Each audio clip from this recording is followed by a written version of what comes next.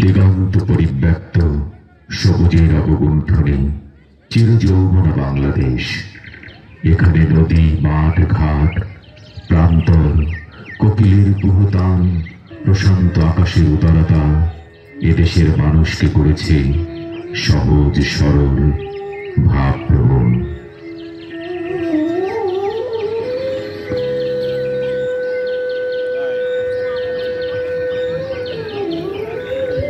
গ্রাম বাংলার পথে প্রান্তরে গাছের ছায়ায় রাখাল বাঁশি বাজায়।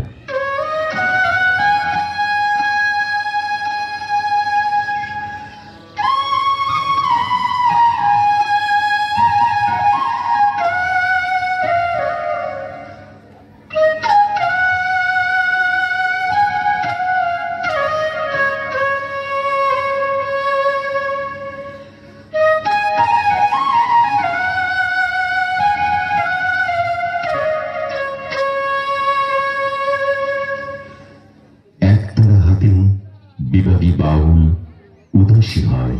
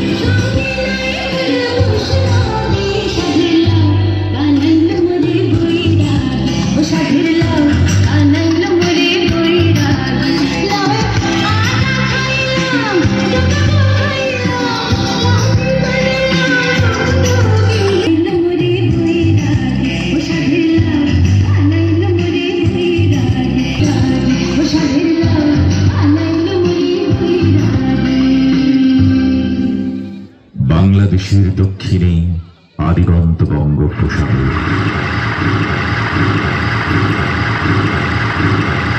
টেকনাফের সেন্ট মার্টিন থেকে সুন্দরবন পর্যন্ত বিস্তৃত ভাঙা ভাঙা বেলাভূমি, সাগর, মেঘলা দ্বীপ ও চরাঞ্চলের অবস্থান। পদ্মা, মেঘনা, যমুনা এই উপকূল ভূমি দিয়ে সমর্পিত হয়েছে সাগরে। নদীবাহিত পলিমাটির বিস্তারে বেলাভূমি উর্বর হয়েছে মূলতই। তাই তো এখানে সোনা ফলানো চরাঞ্চলে পরিতৃপ্ত কিষান কিষানী ঘর বেঁধেছে।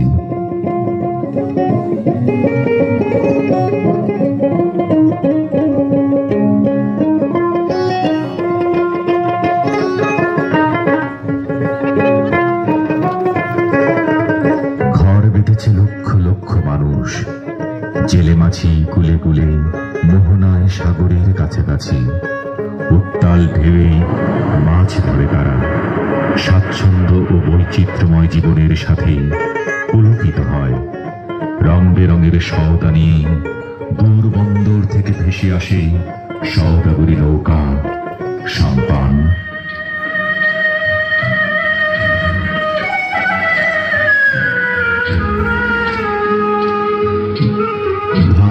তুলে জলকে চলে চারিদিকে উথাল পাথালের মাঝে মাঝে উত্তাল সাগরের হুঙ্কার গর্জন। এর মাঝে 2 কোটি উপকূলবাসী সাহসে বুক বেঁধে এগিয়ে চলেছে রোমাঞ্চকর এক বৈচিত্র্যময় সরলিতর উত্থান পতনে আনন্দের পটে আঁকা ছবি বাংলাদেশের উপকূল।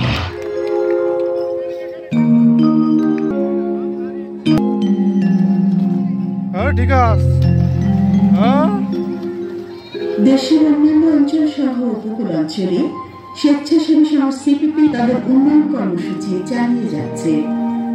উপকূলাঞ্চলের মানুষের সঙ্গত কারণে উপকূলাঞ্চলের জীবনযাত্রা চলছে স্বাভাবিক নিয়মে। বাচ্চারা বলো 2 একে 2, 2 একে 2, 2 দুগুণে 4, 3 দুগুণে।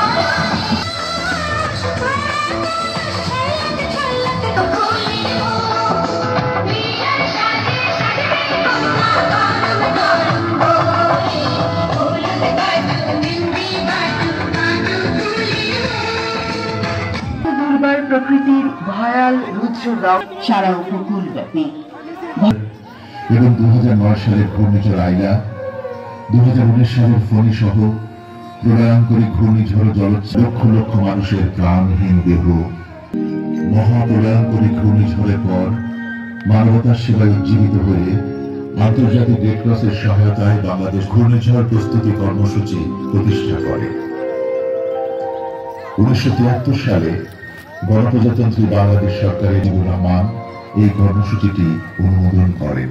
বর্তমানে কর্মসূচিটি যৌথভাবে পরিচালিত হচ্ছে।